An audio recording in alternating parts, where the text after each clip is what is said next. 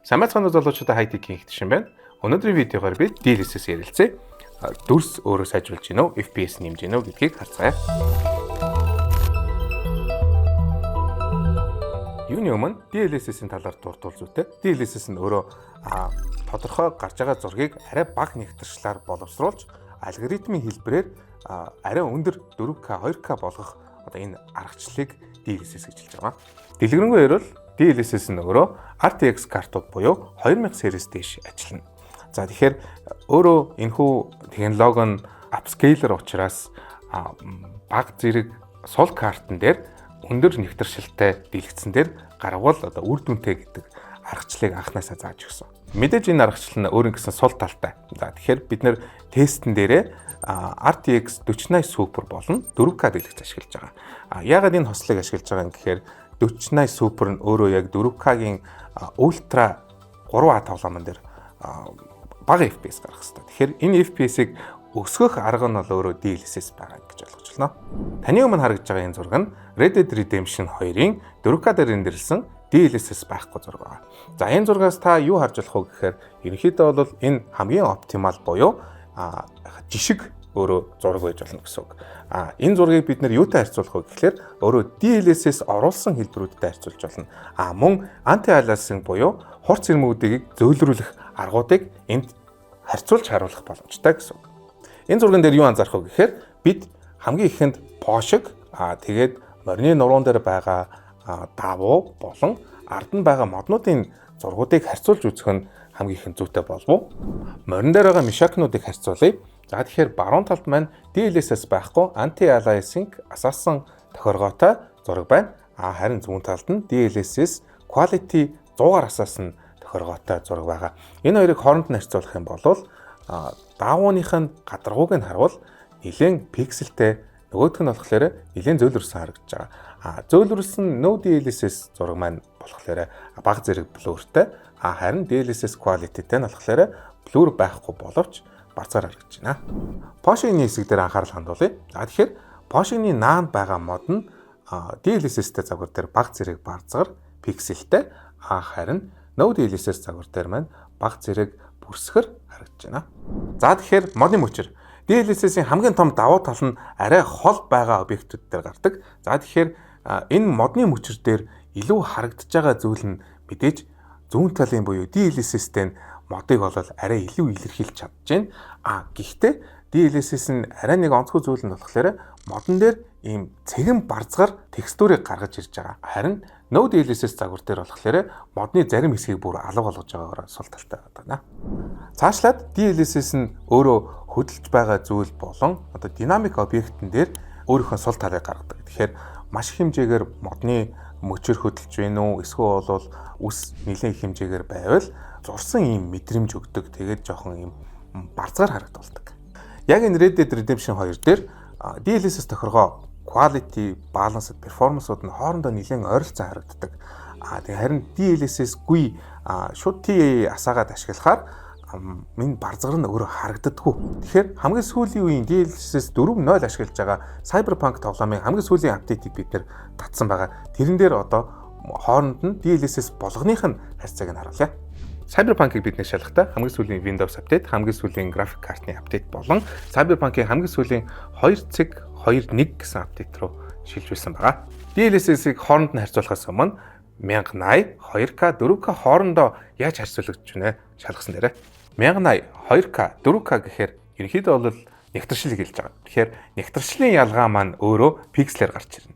4K юм чинь мэдээж их пикселтэй. Тэгэхээр 1080, 2K, 4K хооронд нь харьцуулбал хамгийн тод нь мэдээж 4K, 2K нь арай бага тодорхойлтой. Тэгээ 1080 нь энэ хоёрын хажууд бүрсээсээ харагдаж байна.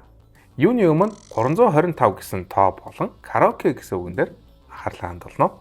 Пиксел нэмэгдэх тусам цэвэрхэн тод болж харагдаж байгаа нь энэ 3 зургаар харьцуулах боломжтой. Хачирхалтай нь 1080 дээр karaoke үгний А үсэг маань өөрөө яг D үсэг шиг Монгол дэшиг харагдаж байгаа амар үүс. Таны өмнө 3 зураг нь баруун талаасаа DLSS-гүй голдоо болохоор DLSS quality тохиргоо, зүүн талд нь DLSS performance тохиргоог оруулсан байгаа. За шууд анзаарч байгаа зүйл нь karaoke үгний доор байгаа дөрвөн ширхэг төмөр багна нь өөрөө DLSS-гүй загвар дээр пикселгүй хамаагүй дээр харагдаж байна. DLSS-тэй 2 загвар маань хамаагүй пикселтэй, хамаагүй барзгаар харагдаж байгааг анхаарах шаардлагатай. Нэг давуу тал нь гэх юм бол DLSS performance дээр караоке өгний нөгөө А үсэг нь Д үсэг шиг харагдаад байсан. Эсэргээрээ буцаагаад А үсэгтэйгээ ойрхон харагдаж байгаа нь нэлээд хачирхалтай. Харьцуулж байгаа дараагийн зураг маань сүлжээний шонгууд байна. За энэ сүлжээний шонгууд яагаад харагдахгүй вэ гэхээр мэдээж 1080 дээр рендерлж байгаа учраас маш бүрсгэр харагдаж байна. Юу танд анхааруул зүгээрээ гэхээр түүний наанаага барилганы дээврийн хэсэг нь болохоор DLSS-тэй зургнууд дээр барзгаар харагдаж байна. Харин DLSS-гүүд дээр л болохоор энэхүү нарийнхан зураасууд нь алга болчихж байна. DLSS хооронд нь харьцуулбал сүлжээний тавган дээр ялгаа харагдаж байна. Quality дээр нь бүтэн буюу нөхгүй. Performance дээр нь болохоор цаатлын барилгын бас давхар DLSS-ийг оруулаад байгаа нь харагдаж байна. 2560 харьцах нь 1440 дээр буюу 2К дээр 3 зураг гаргаж ирлээ. За тэгэхээр 1080 дээр нөгөө A үсэг маань өөрөө D үсэг шиг харагдаадсэн. Тэр нь бол алга болсон байна. Мөн 325 дийдэх нь бол тодорсон. DLSS маань өмнөшгөө хуучин хоёулан дээр нь төмрийнх нь багнууд нь барзаар харагддаг гэсэн бол яг одоо бол DLSS performance дээр барзаар харагдаад DLSS quality дээр болохоор нэлээд ориг зурагтайгаа дөхөм харагдаж байна. За сүлжээний шон 1080 DLSS performance-ыг 2K DLSS performance-тай харьцуулбал ойролцоо харагдаж байна. Хаана ахиц гарсан бэ гэхээр 2K DLSS quality дээр бараг л DLSS-гүйтэй ойролцоо болгож чадсанараа ийм давуу тал гаргаж чадж байна. Яг шонгуудын хооронд нь харьцуулах юм бол миний бодлоор Ultra DLSS performance нь бол арай жоохон дээр пикселэр хүү мөртлөө арай жоохон дээр харагдаж байгаа юм шиг санагдаж байна. Одоо 4K дээр хамгийн мэдүүштэй хэсэг нь эхэлж байна. Анх харахад караоке гэсэн үг нь ойролцоо харагдаж байгаа боловч No DLSS дээр караоке үсгний хүрээнд байгаа энэ цэнхэр туяа нь бусдаасаа арай нэмгэн, арай натурал харагдаж чадж байгаараа өвөрмөц байна. Нөгөө гурван тохиргоо маань хоорондоо бол нэлээд ижилхэн. Түүний наан байгаа энэ балконы шил өөрөө бас барзгарлуу харагдаж байгаа нь ерөнхийдөө нэг сул тал нь болж байна. DLSS-ийн маш том давуу тал нь холын юм харахаар гарч ирдэг. Тэгэхээр DLSS-ийн тохиргоотой 3 зураг DLSS-гүй тохиргоогоо бодвол хамаагүй цэвэрхэн ягаан туяагүй харагдаж байгаараа өвөрмөц байна. 1080 болон 2K дээр байсан DLSS-ийн тохиргоон дээр дээдлийн барилгын хэсэг нь барзгаар байсан нь яг quality хэсэг дээр бараг харагдахгүй, performance дээр бага зэрэг харагдаж байна. Баланс нь болохоор quality, performance хоёрын яг дунд нь байж чадж байна.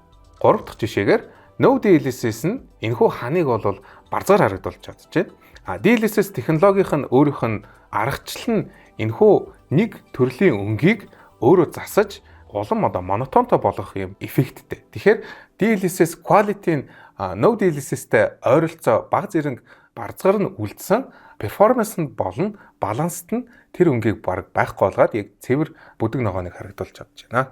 Frame Gen-ийн хуурамч FPS-гүйгээр DLSS-ийн 3 тохиргоог DLSS-гүй тохиргоотой одоо харьцуулаад харъя. FPS-ийн хувьд DLSS хүн 79 FPS, DLSS quality буюу хамгийн чанартайгаар гаргах DLSS тохиргоо нь 84 FPS, балансд буюу performance quality хоёрын дундх нь 99 FPS, хамгийн өндөр DLSS ачааллуулдаг нь 121 FPS гаргаж байна. Энэ FPS-ийн зөрүү нь яаж гарч ирж байна гэхээр та мэдээж нэг юм золиослж байгаа гэсэн үг. Золиосонд нь юу орж байна гэхээр нөгөө нэг караоке гэсэн бичигний тэр неон гэрэлний хүрээн түүний зүүн талд нь байсан төмөр багнуудынх нь пикселжилт мөн сүлжээний шонгуудынх нь тэр хэсгийн пикселжилт болон дээдлийнх нь барилганы хэсгийн тэр барзгар нь өөрөө бас тэр FPS-д нөлөөлж байна гэсэн үг. Мөн сүүлийн зурган дээр харсан шигэ тэр монотон өнгийг өөрөө гаргах нь эсвэл боловсруулах нь мэдээж FPS-д нөлөөлж байгаа. Тэгэхээр та DLSS-ийг хэр хүчтэй тавихаас хамаарат FPS арай өөрөөр гарах боломжтой гэсэн үг. Энэхүү FPS өсөлт нь өөрөө гэхдээ 4K дээр бол маш тод харагдаж байгаа боловч 1080 дээр болохоор бид DLSS-гүйгээр 145 FPS, Quality DLSS дээр 151 FPS, харин performance-тайгаар хачирхалтай No DLSS-с бүр муу 140 FPS гаргаж байгаа нь маш харамсалтай. 2K дээр бид DLSS-гүй 157 FPS гаргаж байна. Харин DLSS асаасан боловч бид түүнээс өндөр FPS гаргаж чадаагүй 154 FPS quality дээр performance дээр 153 FPS гаргасан. За тэгэхээр нэг том асуулт гарч ирж байгаа. RTX 5000 серийн картнууд маань үнэхээр өмнөх серийн картнуудаас хэд дахин хүчтэй байж чадах уу? За энэ асуулт маань өөрөө Nvidia-гийн гаргасан презентацийн бенчмаркаас нь харагдж байна. За та энэ бенчмаркн дээр юу харж байна гэхээр хамгийн ихэнд DLSS нь ихэнх нь асаасан. Мөн ray tracing асаасан. Тэрнээс гадна frame generation 4x дээр тавьсныг бол харах боломжтой. Мөн энэ тоглоомнууд нь өөрөө манай монголчуудын тоглодог тоглоомнууд биш 3A тоглоомнууд дээр 2K дээр шалгасан. Тэгэхээр энэ дээр нь жишээлбэл Counter байхгүй, PUBG байхгүй. Энэ лхүү тоглоомнууд бол ерөнхийдөө монголчууд нэлээд тоглодог. Энэ дээр байхгүй байгаа шалтгаан нь өөрөө энэ карт энэ 40 хэршгээ жишээлбэл RTX 5070 нь 40 хэршгээ байхгүй байх магадaltaй гэсэн үг.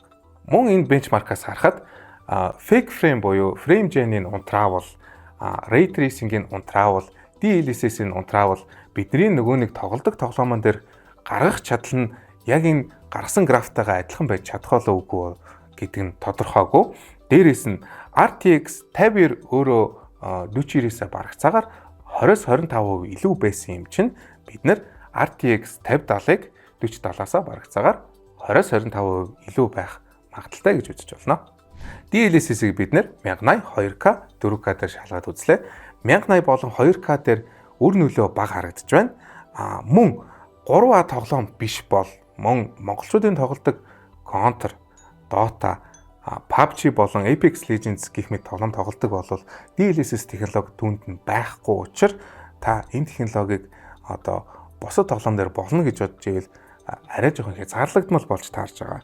Тэгэхээр та яг өөрөө 3A тоглоом сонирхдаг бол DLSS-тэй нэмэрлэнэ. E-sport болон FPS шүүтрүүд нь өөрөө хөдөлгөөн шаардсан, React шаардсан байдаг учраас энэ DLSS технологи нь болохоор хөдөлгөөний дунд арай буруугаар ажиллаг болгож магадгүй. Дээрээс нь та байга онохгүй байх магадaltaй учраас аль болох ашиглахгүй байх нь зүйтэй гэдэг. DLSS-ийн хамгийн том давуу тал нь болохоор та дэлгэцээ айлтгүйгээр 2K, 4K авах боломжийг олгонгоо 3A тоглоом дээр картны хувьд арай сул карт жишээлбэл RTX 4060 Ti дээр та 4K тоглоход 60 FPS гарах боломжийг бол олгож байгаагаар ийм давуу талтай байгаа. AMD-гийн FSR, Intel-ийн XeSS, Nvidia-гийн DLSS томруулагч технологиуд нь хангалттай түвшинд хүрч байна.